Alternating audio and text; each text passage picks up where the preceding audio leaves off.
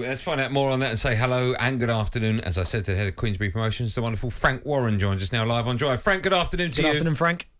You just call me mummy. You broke up there. Say that again, Frank. I said, just call me mummy.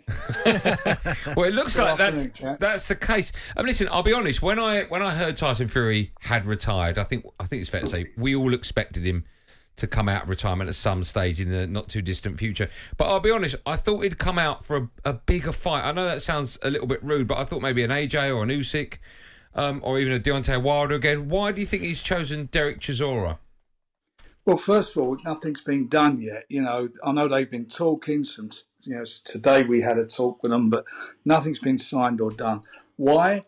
Because he wants to fight, and I think it was about a year or 18 months ago he came out and said he gave a list of, I think it's 4 or 5 fights that he wanted to have before he retired, and Derek was on that list, and that's where he's at. As we all know, in a couple of weeks' time, the rematch is going on in Dubai. Sorry, not Dubai, in Saudi with AJ and Usyk. And Tyson, he just feels that he wants to be busy. So I spoke with him this afternoon, and we've had quite a lengthy conversation. So we're going to see where this goes. And the good thing from my perspective, because I'd hate to see him retire when he's. I don't think he's even hit his prime yet. But even if he was in his prime, I'd hate him to retire and then come back, not having missed his best years. Is that he wants to fight? So I always felt that he would want to fight, and now we're seeing where we go and what we can do to make that happen for him. Hi, Frank. We obviously know now that Tyson's he's changed trainers from Sugar Hill Stewart to Isaac Lowe. Do you think that's a good idea?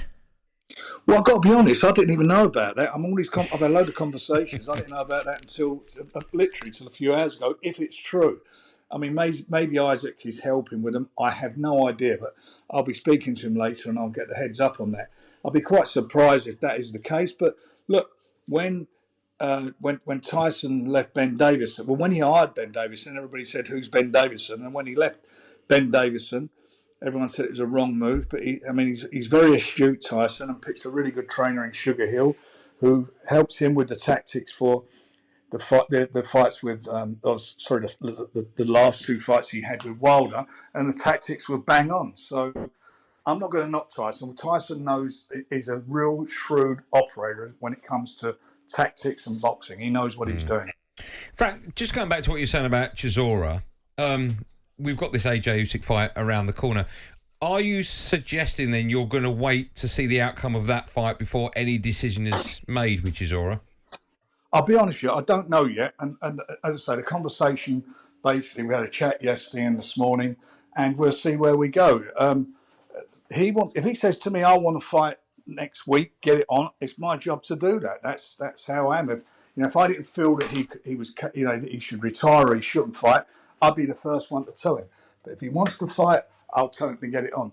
I mean, what we also bear in mind with the World Cup coming up, we're out of action from sort of, the second week of November till probably January, as far as big fights and big boxing concerned, because of the football and the TV commitments. So we've got to, from Tyson's perspective, he's going to want to be out. He's not going to be wanting to be out of action until, which he's made a decision he wants to fight on, until next February or March. That just won't happen.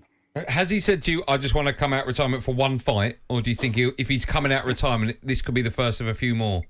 I've got to be honest with you, I've not even had that conversation regarding that. I know he's a fighting man, and I know when he's in the gym and he's training hard, he's one of those guys, at the end of it, he wants to see why he's doing this. What's he going through all this pain in the gym for? He enjoys, obviously, being in the gym, but at the end of it, I'm training. He told me he was down to his fighting weight in his last fight a couple of weeks ago, so that tells you how hard he's training. So obviously now wants to put that to what he feels, and I agree with him, which is to good use in the ring, where he should be. Okay, I want to move on, but just final question on that before we do. When do you think you'll have a conversation with Tyson about if and when this fight happens? I'm quite sure if it's going to happen, we will know something in the next 3 or 4 days, okay, to be quite honest. All right. I want to talk to you about Daniel Dubois. What's the latest with that? Has he been paid yet by Don King?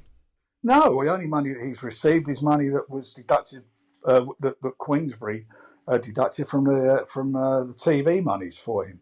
So I think I don't know whether Don King has paid the IRS, the American Revenue, the tax, the withholding tax.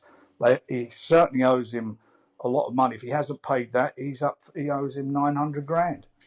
If that's the case, and it's not acceptable, and the governing bodies should be stepping up as well. They fought for their title under their rules. His manager Martin Bowers asked that the money be put into an escrow account because he was worried whether the promotion would generate enough income to make it work, which we all know it didn't. We all watched it. We know that Don King put in a stupid bid, which is up to him. It's his money. He's entitled to do what he likes. But you've got to pay. You've got to pay the fighters, and he hasn't paid Daniel Dubois, and it's not acceptable. It's outrageous. Frank, we also know that Don King's, he's also spoken about you and certainly questioned some things about you as well. I mean, how do you react when you hear some of the stuff that he said? Well, I've reacted. I've done an interview on IFL, and I said exactly how it is. First of all, I don't owe him any money. I've done one. I've been involved in one business deal with him since 1998, and that deal was when Amir Khan fought on my show, and I brought in Antonio Barrera as his opponent. We paid Barrera, everything got paid. I don't owe Don King a sixpence, not a penny. It's just absolute bullshit. He keeps referring to the fact that I'm Daniel's his manager, which is incorrect. I don't owe him any money. And if anyone owed me money, I'd sue him the same as Don King would have done had I owed him money. And I certainly did not owe him money. And as I say, I've only done one deal with him in 24 years. Okay, let me get your views on Joe Joyce against Joseph Parker. I was listening to talkSPORT actually when you were on with Jim White announcing that one. That's going to happen on September the 24th in Manchester. Joe Joyce and Parker, they're number 1 and 2 respectively in the WBO rankings, which means the winner will be in line to face AJ Usyk. That fight, of course, live on talkSPORT. You've been working with Ben Shalom to make this fight happen. What's that been like? Well, my son's been working with him. I met him for the first time at the press conference last week. And he seems a pleasant enough young man, and we've got the fight on. It's done, and that for me it was a hard way of making the fight. But he's got himself a place at the table by signing up Parker. Albeit Parker's getting less money now than he would have got had we did the fight. But it's all irrelevant. It's signed. It's on. It's a tough fight for both fighters. It's number 1 fighting number 2, and as you quite rightly said, the winner of that will be the WBO mandatory to the winner of Usyk and Joshua. And if Tyson for any reason decides he doesn't want to do a unification, then the winner of that will have to face the winner of our fight on the 24th, which is a cracking fight. I mean, styles make fights. It'd be a great blend, and I think we're going to see a bit of a war. Yeah, and of course, you said there next weekend it's AJ Usyk 2. Great rematch. I mean, who do you expect to win this one? Well, I can only look at the last fight and look at AJ's recent performances and also Usyk. Usyk's a very, very good, competent, strong boxer. He boxed at cruiserweight.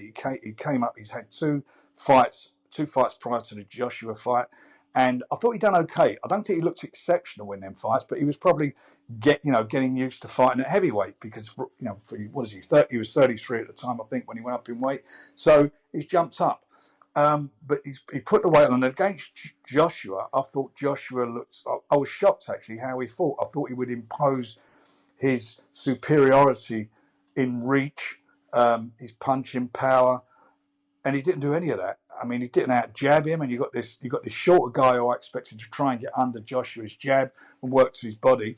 What he did, he was boxing on the outside and out-jabbing him. And at the end of the fight, he made a telling remark through his interpreter, which he said he boxed to orders and was told not to knock him over and not try and take him out. Now, he nearly did that in the last round, and he wobbled him earlier on in the fight. So this time round, I think he feels he's got Joshua's number. What can he do, AJ, to make any difference? He's got to impose himself. Because this is not like a rematch when he had the rematch with Ruiz after getting beaten in the States. Ruiz went and trained in his fridge. I mean, he was the size of a house.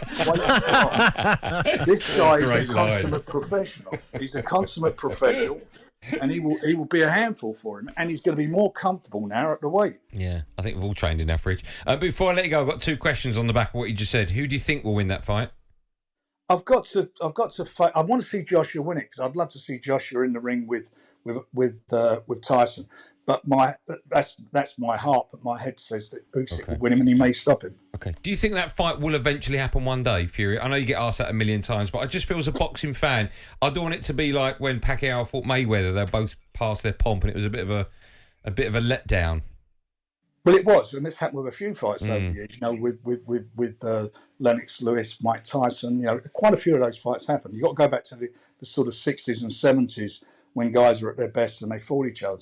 I don't know. I think Tyson's got it in his head that he want. You know, in my opinion, he wants to fight the winner, and he will fight the winner, and then it'll be that I've done everything I need to do. I've unified the titles if he wins, and what's there for him? There's a great fight there with him with Joshua. The British public will still go for it and buy into it. So I think that fight's always there. Okay. Frank, we love speaking to you. We really appreciate your time. Frank. Thanks so much for coming on the show. Have a lovely evening. Thanks, fellas. Sorry about that having that camera on when I was in the shower. Never mind. PG rated. I didn't want to say anything. Must be cold in that room. Not only is it cold, I've got to tell you, I've just been told that the dry cleaner's coming to give me a good pressing. All those wrinkles. They're about just as many jokes as we can get away with just coming up to 6 o'clock. I think we're okay.